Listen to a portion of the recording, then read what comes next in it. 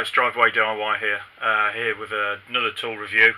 I'm pretty much an advocate for Sealey, like some people are for Snap-on and Harbour Freight, if you live in America, and things like that. You know, I'm very much a bit of an advocate for Sealey because it's a half decent tool for a reasonable price. There's a lot of cheap, nasty stuff out there that doesn't last.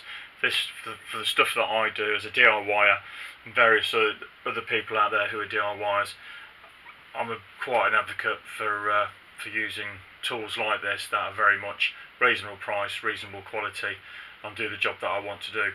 The tool I'm going to review today is a Sealey Powerprobe.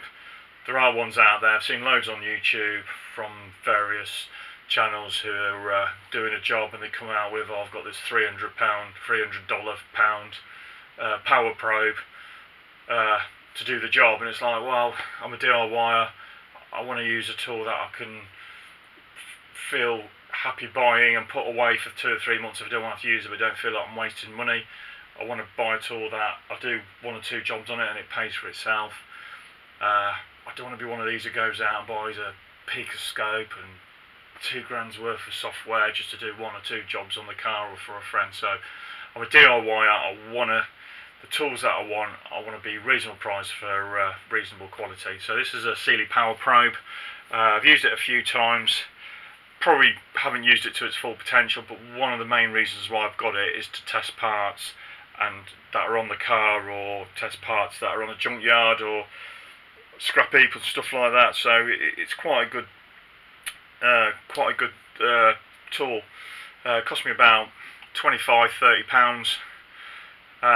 It's paid for itself completely. It's really good tool. I mean, it's got 2 long leads on it that reach from the front of the car to the back of the car. It's got an earth wire on it as well. That's got a good length on it. It measures positive and negative grounds. It's got a switch for negative and positive, green for negative, red for positive. It's good for testing things like fuses, lights, all that sort of stuff that you just want a quick look and quick test to make sure. I mean, I used it on a fan, on my cooling fan on my son's car, because I did a job on that. Tested it on the car, found out that the fan didn't work, which was great. So I replaced the fan. It was easy. It was an easy job. Paid for itself. Didn't have to go through any other sort of real hard diagnosis. So I used this. I've got it wired up to my power pack, 12-volt power pack, which is great for taking to scrap heaps and all them sort of places for second-hand parts, just to check. Take this, take my power pack, job done. Like for, say, I was looking for a new rear bulb holder. It's great for that sort of thing. Just showing you how we use it for that. So wire the ground, and then just test a positive. There you go. You can see that.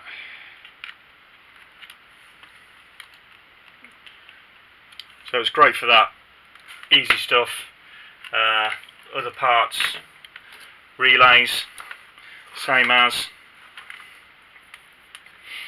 On the ground. So I've got a relay. Been to the scrap heap. Got a relay. Does it work? Yes, because I can hear the click. This is about as good as it's going to get. So I'm quite happy to go and take this home and try it on my car, because I know it's got a click and it's doing the right switch. Whether it completely works or not is, you know, it's a lottery out there, isn't it, for second-hand parts. But it's great because I've got my Powerprobe and I can test it there and then. So I know I've got the switch on it. It's working. What else have I got? Ford heater valve. Go all the time. So I go on the scrap heap. I found myself a Ford. I need this. Good chance it's probably gone, but I need to test it. So try and test it. Get the pin, get the earth on it. It's got a good crocodile clip on it. there you go, I've got a click. So I know that works as well. Obviously a lot of it's proof in the pudding, but if I can diagnose things as I buy it without wasting too much money, then it's money well spent. But I really enjoy it. It's got good two quality leads on it. That will go to the battery or to a power pack. I've got a good earth crocodile clip on it as well, which works really well. And the switches on it are really are pretty good as well. So there you go, positive, negative. And for a DIYer, I can't complain really. I'm going to go for it, you know, I'm going to buy this sort of stuff. I don't want to have to go out and buy hundreds of pounds worth of equipment to do a job on the car when I can get a very good diagnosis from this sort of stuff. I mean, obviously I've done a video, I don't know if any of you have seen it, on knowing your limits as a DIYer, and this is sort of where I want to take my channel really, because there's a lot of channels out there for pros, from pros, for pros, and it's like, wow, it's great, it's nice to watch, it's very clean, very well put together, but I'm working on my driveway, I've got minimal stuff, or average stuff. I want to, you know, I want videos that are going to show me down those lines, DIYs on your driveway, with your own tools, trying to fix your own cars, doing it right and doing it to as much as your ability will allow you. But you know, some of these other YouTube stuff, it's like, oh, it's going so well, and then they pull out all this equipment, and it's like, Jesus, that's it, video's finished for me because I haven't got it. Don't know how to use. I haven't got it. If I knew how to use it, it's going to be no good because I haven't got the equipment. It costs too much money. But I've got these sort of tools, and they do me well. They do me well. They've saved me a lot of money so far. Pay for itself. I know my limits as a DIY, but it's improved me because I can buy second-hand parts that I know are working.